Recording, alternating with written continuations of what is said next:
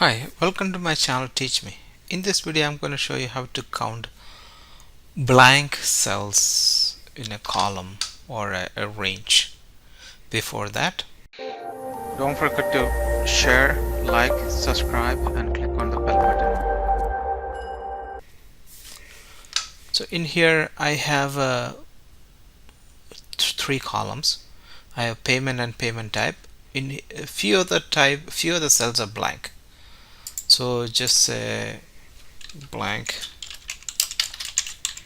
payment, blank payment type.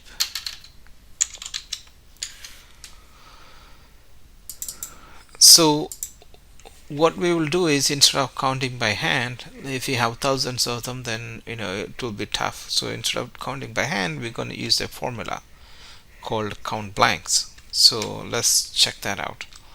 So if you want to write a formula, you always start with equal, and the formula is called count blank. So count blank, move that over, press tab on your keyboard, and it says range.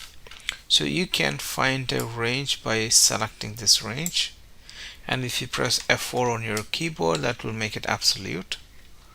Then close the parentheses and hit enter, and you can see there are total 2 payments that are blank. Same thing, we can do this for payment type. So what you can do is you can copy this down, right, the formula down. It still show you 2 because we made this absolute, right? So if you want to change that, so let's change this to the range as oops. So what we will do is so the range as this. Let's delete this. We'll have the range as payment and hit enter, and you can see there is only 1. That's all. Thank you for watching.